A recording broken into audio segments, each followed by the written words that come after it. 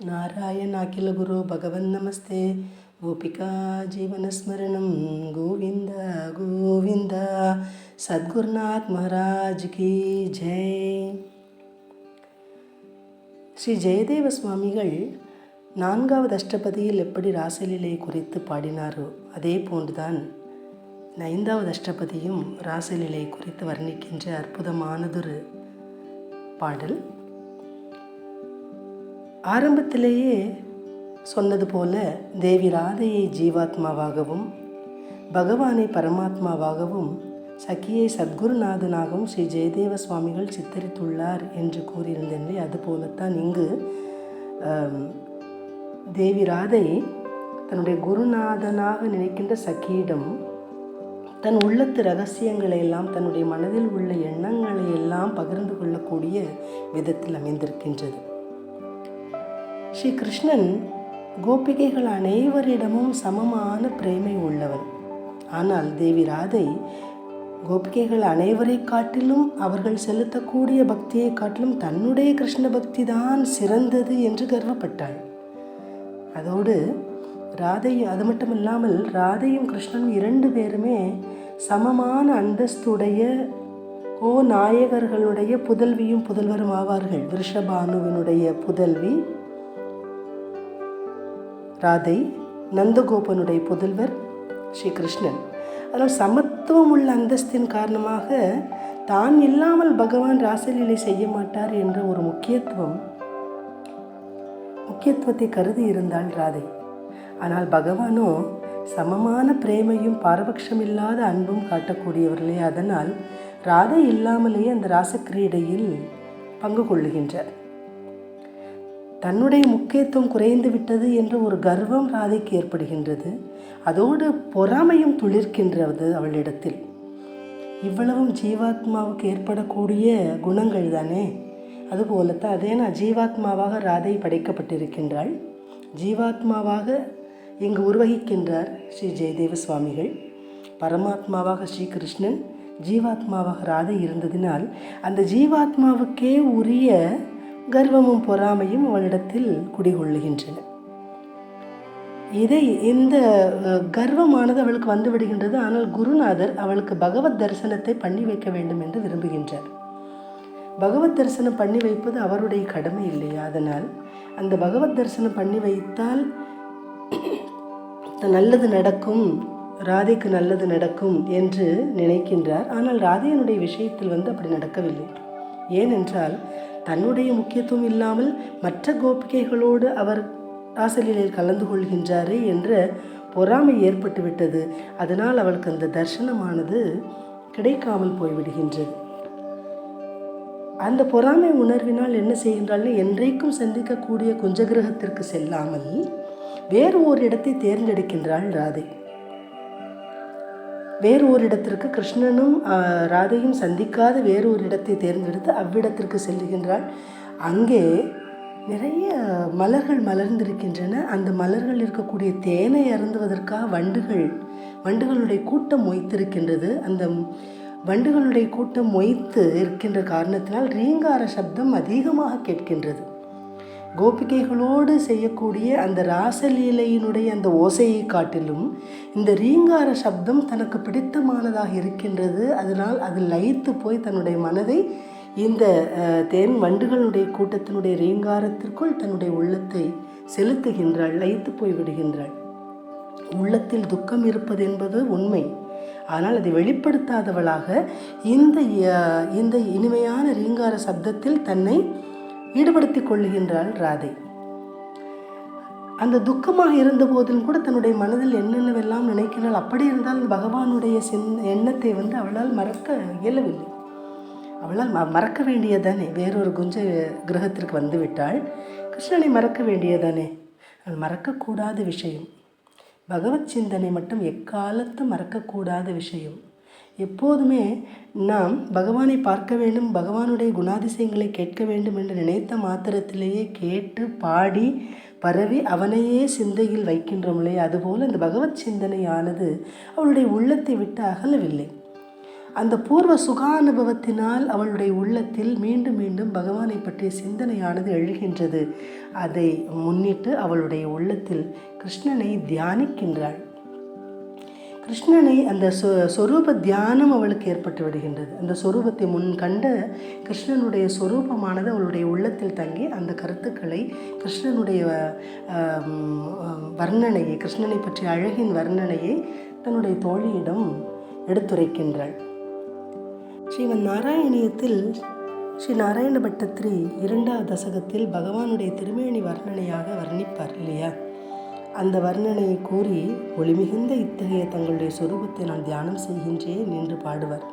சூரிய ஸ்பர்தி கிரீட்டமூர்த்வ திலக புரோத்பாசி பாலாந்தரம் காருண்யாகுல நேத்ரமார்த்ரஹசிதோல்லாசம் சுனாசபுடம் கண்டோத்யன்மகராபகுண்டலயுகம் கண்டோஜ்வலத் கௌஸ்துபம் त्वद्रूपं वनमाल्यहारपटल ஸ்ரீவத்சதீப்ரம் பஜே என்று இறைவனுடைய அந்த ரூபத்தை, சொரூபத்தை அழகாக தியானம் செய்யக்கூடிய விதத்தில் எப்படி நாராயண பட்டத்திரி பாடி தியானம் செய்தார், அதுபோலத்தான் இங்கு ராதையும் தன்னுடைய கிருஷ்ணனுடைய அந்த சொரூபத்தை தியானித்து அவளுடைய உள்ளத்தில் தோன்றிய எண்ணங்களை எல்லாம் எடுத்து உரைக்கின்றாள்.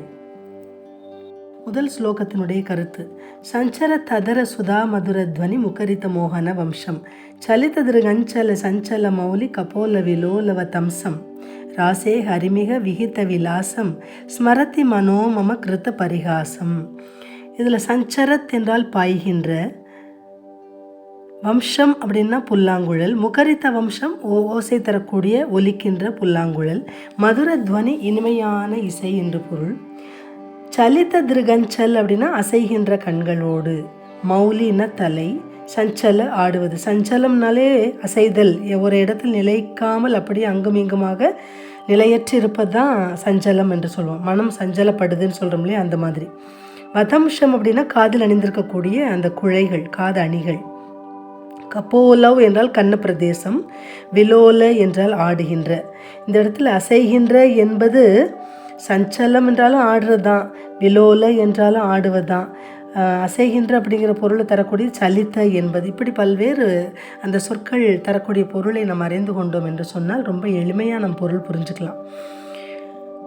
அதனால் அதர சுதா சஞ்சரத் மோகன முகரித்த வம்சம். அதர சுதா கிருஷ்ணனுடைய இதழ் அமுதம், சஞ்சரத் பாய்கின்ற, மோகன மோகிக்க செய்யக்கூடிய, முகரித்த வம்சம் ஒலிக்கின்ற குழலினுடைய மதுர துவனி இனிமையான இசையோடு, சலித திருகஞ்சல மௌலி சஞ்சல வதம்சம். சலித திருகஞ்சல சலித்த அசைகின்ற கண்களோடு, மௌலியும் அவனுடைய தலையும் சஞ்சல ஆடுறதுனால, வதம்சம் கபோலவ் விலோல. வதம்சம் அப்படின்னு சொன்னால் காதில் அணிந்திருக்கக்கூடிய குழைகள், கபோலவ் அவனுடைய கன்னத்தினுடைய பிரதேசம், இந்த கன்ன பிரதேசத்தை தொட்டுவிட்டு செல்வது போல ஆடுகின்றன காதில் அணிந்திருக்கக்கூடிய அந்த குழைகளாகிய ஆபரணம், விலோல ஆடுகின்றன. அப்படி ஏன்னா அந்த புல்லாங்குழல் இசைக்கு எந்த ஒரு இசைக்கருவி இசைத்தாலுமே நம்மை மறந்து கைகள் தாளம் போடும், கால்களும் தாளம் போடும், தலையும் அங்கும் இங்குமாக தலை முன்னும் பின்னுமாக அசைகின்ற அந்த நிலை பார்த்திருக்கணும். கண்களும் கூட ஒரு இடத்தில் நிலைக்காது. இப்படி எல்லா உறுப்புகளும் அந்த இசையோடு லயிக்கின்ற காரணத்தினால் இப்படித்தான் இருந்து அந்த இசைக்க வேண்டும் என்பதெல்லாம் கிடையாது. நம்மை அறியாமல் நாம் என்ன செய்கின்றோம், அந்த நம்முடைய அவயவங்கள் எல்லாமே அந்தந்த நிலையிலிருந்து மாறுபடக்கூடிய ஒரு நிலையைத்தான் நம்மால் காண முடியும். நம்ம கண்டும் இருக்கின்றோம். நம்முடைய நிலையும் அதுவாகத்தான் இருக்கும், அதில் எந்த ஒரு ஐயமும் இல்லை. அதனால் அப்படி அந்த நம்முடைய ஸ்ரீ கிருஷ்ணனும் கூட என்ன செய்கின்றான், அவன் அந்த புல்லாங்குழல் இசைக்கின்ற பொழுது கால் ஒரு பக்கத்தில் இல்லை, காலானது மாறி மாறி நிற்கின்றது. ஒரு இடத்தில் நிலையில்லாமல் நிற்கின்ற காலை மாற்றிக்கொண்டு முன்னும் பின்னுமாக மாற்றி மாற்றி வைத்து கொண்டு தான் புல்லாங்குழலை வாசிக்கின்றான் கண்ணன். அப்படி வாசிக்கின்ற அந்த அழகினை ஸ்ரீ கிருஷ்ண கர்ணாமிர்தம் என்று சொல்லக்கூடிய அந்த நூலில் நம்முடைய பில்வமங்கல சுவாமிகள் பாடுகின்றார். யத்யஸ்த பாதம் அவதம் ஸ்தித பர்ஹி பர்ஹம் व्यत्यस्तपादम् अवतंसित बर्हिबर्हं साचीकृतानन निवेचित वेणुरन्ध्रं तेजःपरं परमकारुणिकं पुरस्तात् பிராணப்பிரயாண சமயே மம சந்நிதத்தாம் என்று பாடுகின்றார். அதே போல நிகமாந்த வேதாந்த தேசிகர் அவர்களும் கோபால விம்சத்தில் சொல்லுகின்ற பொழுது அற்புதமாக பாடுகின்றார். அவரும் அதராகித்த சாரு வம்ச நாளாக மக்குட்டாலம்பி மயூர பிஞ்சமாலாக ஹரிநீல சிலா விபங்க நீலாக பிரதிபாசந்து மமாந்தி மப்ரயானே என்று பாடுகின்றார். அதே போலத்தான் நாராயணியத்திலும் கூட நாராயண பட்டத்திரி சொல்லுகின்ற பொழுது அதாவது 59வது தசகத்தில் வேணுரந்திர தரலாங்குலீதலம் தால சஞ்சலித பாத பல்லவம் தத்ஸ்திதம் தவ பரோக்ஷமப்யஹோ சம்விச்சிந்திய முமுகுர்வ்ரஜாங்கனாக என்று அந்த அவருடைய புல்லாங்குழல் இசைக்கின்ற அந்த அழகினை கோபிகைகள் எல்லாருமே எப்படி கண்டும் காணாமல் இருக்கிற மாதிரி தெரியும். நேருக்கு நேர் கண்ணால் காணாமல் போனாலும் கூட மனதால் நினைந்து நினைந்து மெய்மறந்து போய்விடுகின்றார்களாம். அந்த அளவிற்கு அவனுடைய இசையானது இருக்கின்றது என்று அவர் பாடுகின்றார் நாராயண பட்டத்திரி. அதே போலத்தான் பெரியாழ்வாரும் தன்னுடைய பாசுரத்தில் பாடுகின்றார். ஊதுகின்ற குழல் ஓசை வழியே மருண்டு மான்கணங்கள் மேகை மறந்து வேந்த புல்லும் கடைவாய் வழி சோர இரண்டு பாடும் துலுங்கா புடைபெயரா எழுது சித்திரங்கள் போல நின்றனவே. எழுதிய சித்திர ஓவியத்தை போன்று அத்தனை உயிர்களும் மானினங்கள் அனைத்தும் புல் மேய்வதை மறந்து வாயினுள் புல்லிருந்தாலும் அந்த மென்று கொண்டிருக்கின்ற புல்லும் கூட கடைவாய் வழி சோறும்படியாக எழுது சித்திரம் போல் நின்று கொண்டிருந்தனவாம். அதே போல கறவை இனங்களும் பசுக்களும் எப்படி இருந்தன என்பதை பாடுகின்றார். சிறு விரல்கள் தடவி பரிமாற செங்கண் கோட செய்யவாய் கொப்பளிப்ப குருவையர் புருவம் கூடலிப்ப கோவிந்தன் குழல் கோடு ஊதின போது பறவையின் கணங்கள் கூடு துறந்து வந்து சூழ்ந்து படுகாடு கிடப்ப கறவையின் கணங்கள் கால் வரப்பிட்டு கவிழ்ந்து இறங்கி செவியாட்டகில்லாவே என்று பாடுகின்றார். என்ன அற்புதமாக அவர்களுடைய கண்களில் அவர்கள் நேரில் காணாவிட்டாலும் கூட கண்டது போலவே அந்த காட்சியை நம் கண்முன்னே கொண்டு வருகின்றார்கள். இப்படி வேணுகானம் இசைத்து கொண்டே ஸ்ரீ கிருஷ்ணன் ராசலீலையில் ஈடுபடுகின்றான். அந்த ராசலீலையில் அவன் செய்கின்ற லீலைகளை எல்லாம் பார்த்த பின்னர் அது தன்னை பரிகசிப்பது போல் இருந்தாலும் கூட நான் என்னுடைய மனதில் கிருஷ்ணனை மட்டும்தானே தியானம் செய்கின்றேன் என்று கூறுகின்றாள் தன் தோழியிடம் ராதை. இக ராசே விலாசம் விஹித கிருத்த பரிகாசம் மம மனக ஹரிம் ஸ்மரதி. இக ராசே இந்த மாதிரி ராசலீலையில் விலாசம் விஹித்த அப்படின்னா லீலைகள் பலவற்றையும் செய்து கிருத்த பரிகாசம் என்னை பரிகசித்தாலும் கூட என் மனமானது கிருஷ்ணனை மட்டும்தானே தியானிக்கின்றது, அவனை மட்டும்தானே நினைக்கின்றது என்று கூறுகின்றாள். 2வது ஸ்லோகம்.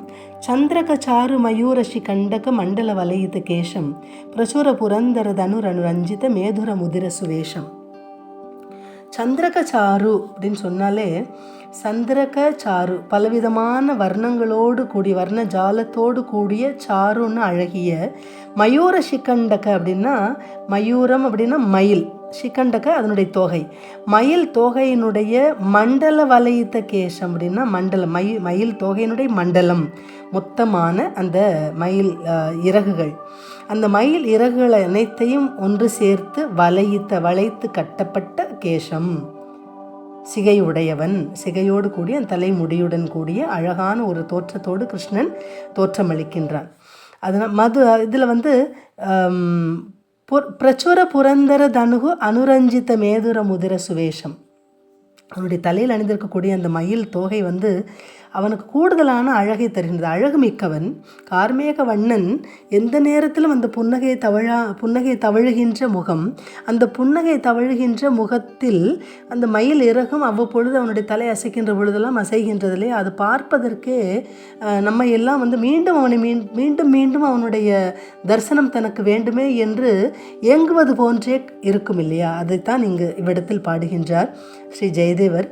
அழகானதொரு உவமானத்தையும் உவமயத்தையும் இந்த இடத்துல வைக்கின்றார். கார் மேகம் நல்ல நீர் மிகுதியாக தன்னகத்தை வானத்தில் கோத்து கொண்டிருக்கக்கூடிய மிகப்பெரிய கார் மேக திரண்டிருந்தால் அந்த கார்மேகத்துக்கு இடையே ஒரு வானவில் தோன்றினால் எப்படி இருக்கும்? அதுபோன்று கார்மேக வண்ணனாகிய கிருஷ்ணனுடைய சிகையில் அழகானது பலவிதமான வர்ண ஜாலங்களோடு கூடிய மயில் இறகு அணிந்திருக்கின்றான். மயில்களை படைத்ததே இறைவன்தான். அந்த மயிலும் கூட ஒரு இறகை தனக்கு வேண்டாம் என்று விட்டு செல்லுகின்றது, உதிர்த்து செல்லுகின்றது. அது உதிர்த்து சென்ற ஒரு இறகை தன்னுடைய தலையில் சூடிக்கொள்ளுகின்றான். வேண்டாம் என்று சொல்லி விட்டு சென்ற அந்த இறகை அவன் அணிந்து கொண்டு அந்த மயிலினத்திற்கே ஒரு பெருமை தேடித்தரக்கூடிய விதத்தில் தன்னுடைய செயலை காட்டுகின்றான் இங்கே ஸ்ரீகிருஷ்ணன். அப்படி தன்னுடைய அந்த சிகையில் அணிந்திருக்கக்கூடிய அந்த மயில் இறகினுடைய அழகு, அதைத்தான் மேதுர முதிரம் என்றால் நீருண்ட மேகத்திடையே தோன்றுகின்ற பிரசுர, நீண்ட பிரசுரன மிக பெரிய புரந்தர தனுகு, அழகான இந்திரவில், அந்த இந்திர வானவில்லை போல சந்திரக சாரு மயூரஷி கண்டக்க மண்டல வலயித்த கேசம்.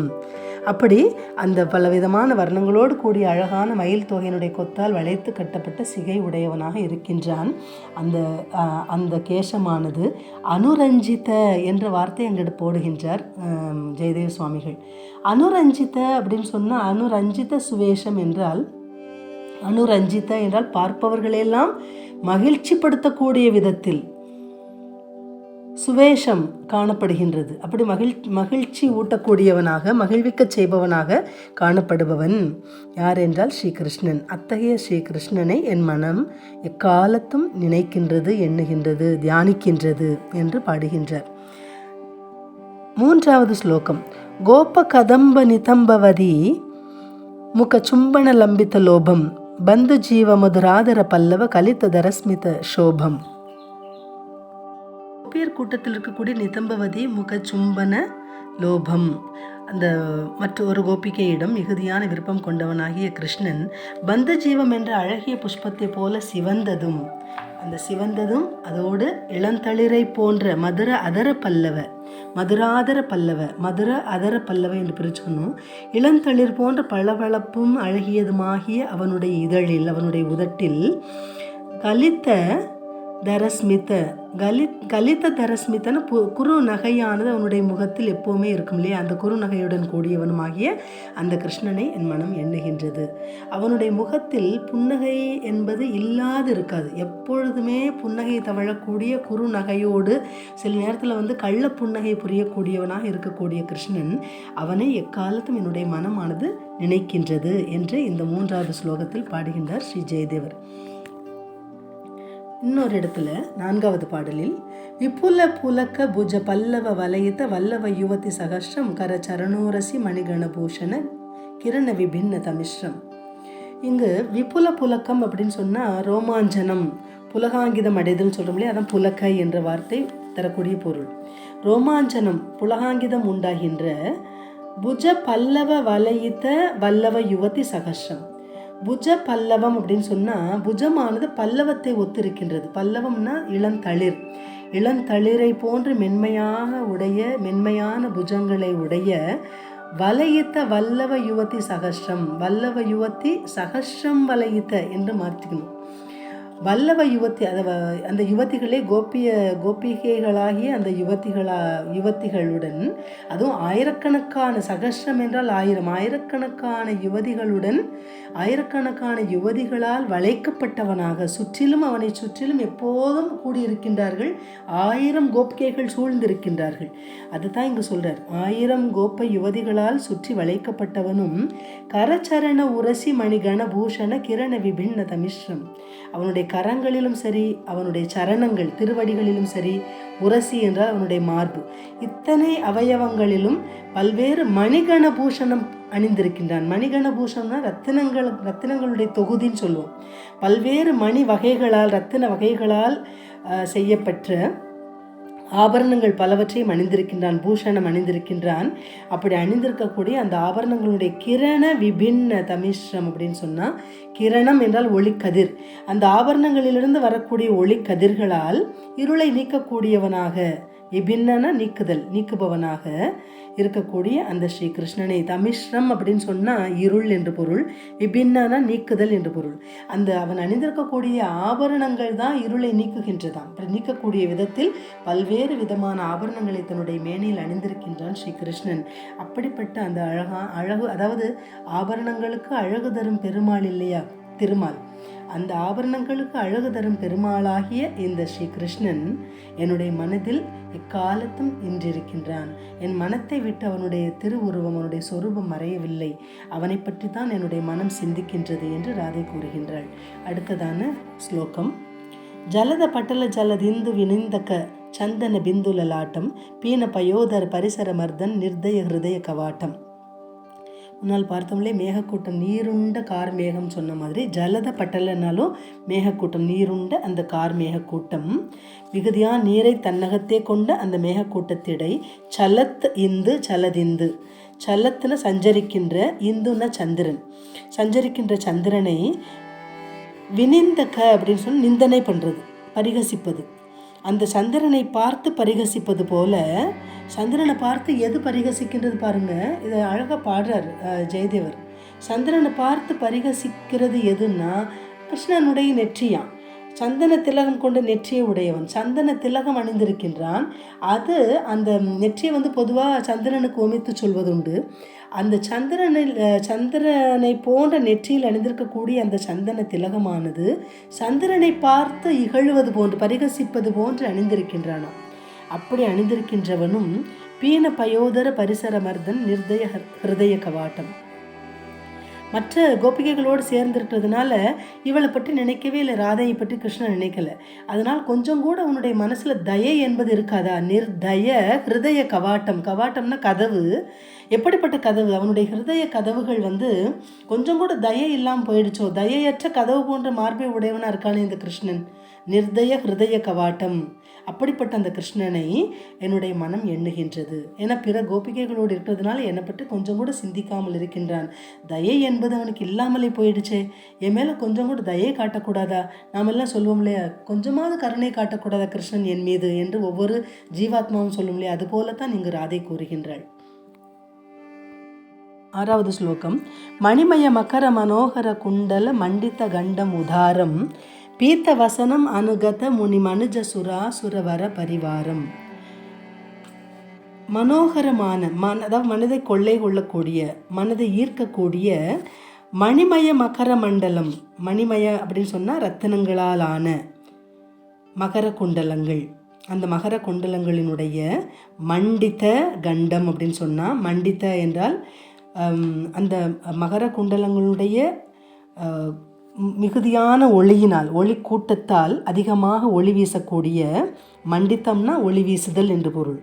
மணிமய மகர குண்டல மண்டித்தம்னா பல்வேறு விதமான ரத்தினங்களாலான மகர குண்டலத்தினுடைய அந்த காந்தியினால் ஒளி வீசக்கூடிய கண்டம் அப்படின்னா கன்னம். கண்டம் என்பது கன்னம், கன்னங்களை உடையவனும்.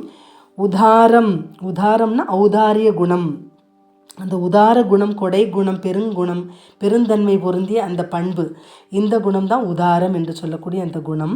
அந்த ஔதாரிய குணம் என்று சொல்வார்கள். ஔதாரிய குணம் உடையவனும் பீத்த வசனம் அனுகத முனி மனுஜ சுராசுர வர பரிவாரம்.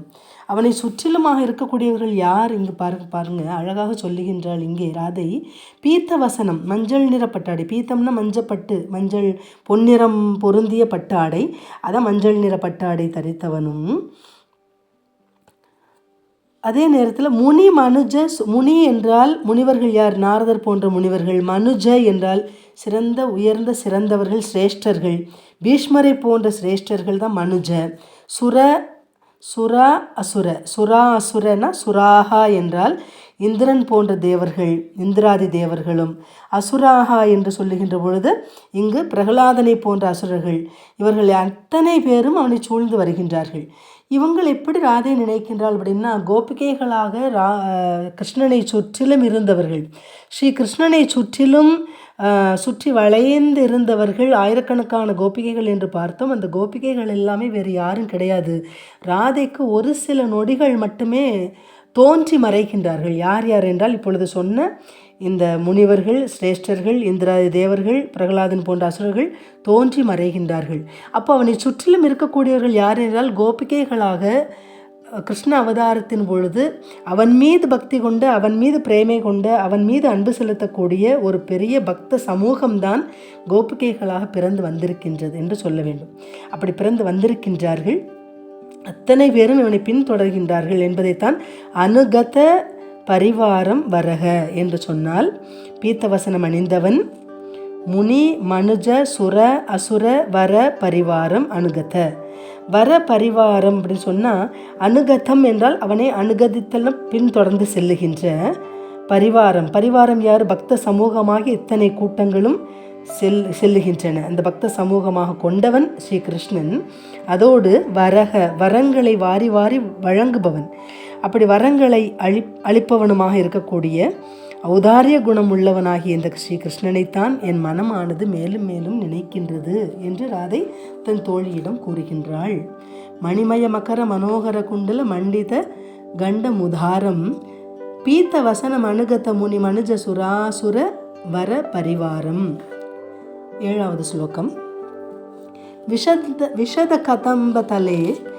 விஷத கதம்பதலே மிளிதம் கலி கலுஷ பயம் சமயந்தம் மாமபி கிமபி தரங்க தனங்க திருஷா வபுஷா ரமயந்தம்.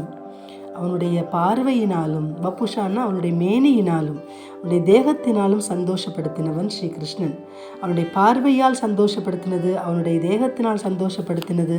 அப்படிப்பட்ட இறைவனை கலி கலுஷ பயம் சமயந்தம், அவர்களை எது அண்டாது. கிருஷ்ணனுடைய பார்வை ஒன்றே போதும் நமக்கு. அந்த பார்வை ஒன்றே போதுமானது. நம்மை பீடித்த கலி, அதனுடைய கலியினுடைய அந்த பயம் அத்தனையும் நம்மை விட்டு நீங்கிவிடும். அதைத்தான் இந்த இடத்தில் சொல்லுகின்றாள் ராதை. விஷத கதம்பத்தலே, விஷதன்னா மாசில்லாத புகழ்பெற்ற கோபிகைகளுடன், கதம்பத்தலே மிளித்தம், கதம்ப அப்படின்னு சொன்னால் அடப்ப மரம் என்று சொல்லக்கூடிய ஒரு மரம். அந்த அடப்ப மரத்தின் அடியில் கலந்திருப்பவனை, கதம்பத்தலே மிளித்தம், மிளித்தம்னா கலந்திருப்பது. கதம்பத்தலே, கதம்ப மரத்தின் அடியில் கலந்திருக்கின்றவன், அத்தனை கோபிகைகளோடும் சேர்ந்திருக்கின்றான்லே. அவனை மாம் அப்பி என்னையும், கிமப்பி இன்னும் கூட, மீண்டும் வர்ணிக்க முடியாத தரங்கத் அனங்க திருஷா, தரங்கத் அனங்க திருஷா, தரங்கம்னா அலை என்று பொருள்.